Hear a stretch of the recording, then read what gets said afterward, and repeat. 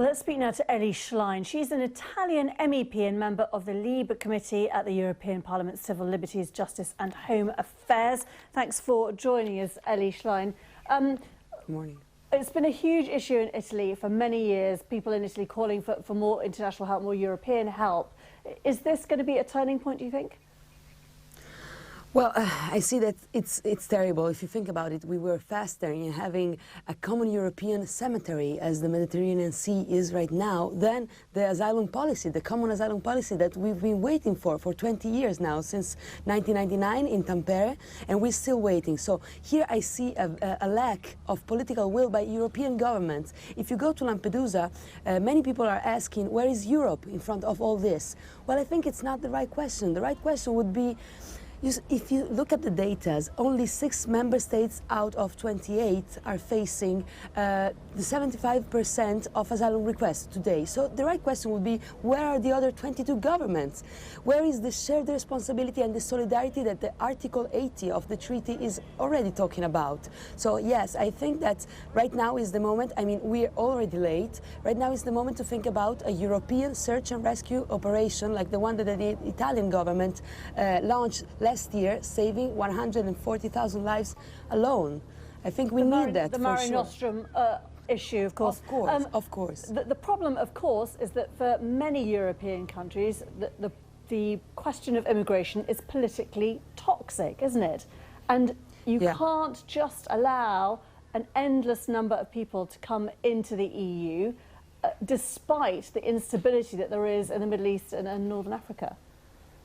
Of course, really, what are we talking about? Last year, something like 450,000 asylum requests came to Europe. There are countries like Jordan or Lebanon where they have 1 million or 618,000 refugees. So they're not. Not everybody's not coming here. We are a continent of 500 million people. So we have a moral, I think, and legal obligation to respond. Specifically, Specifically, what would you like European governments to do now, though, in response to this growing crisis?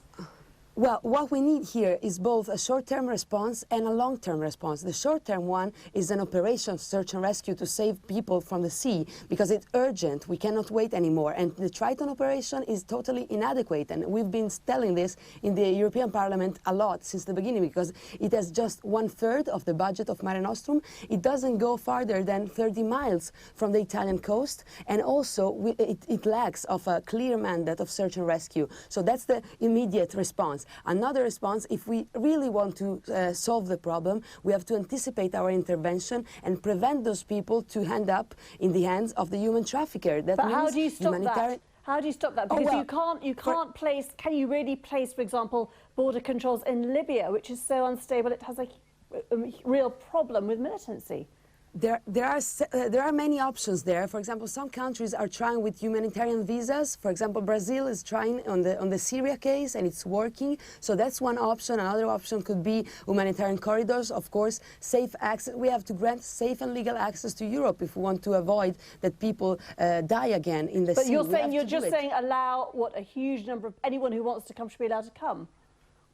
Well, of course, in the long term, as I was saying before, we have to work a lot on the instability, and that means foreign policy and more maybe effective foreign policy of the European Union.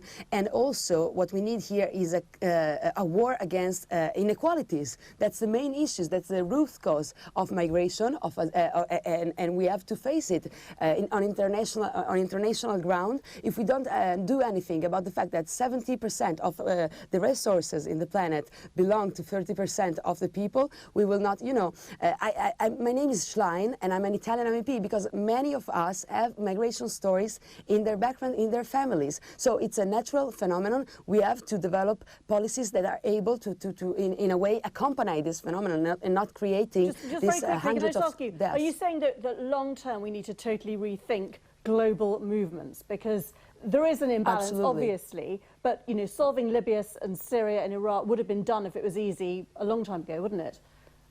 Are you really saying that Europe's got to have an effective open door? Because no politician here who wants to get elected is going to have that.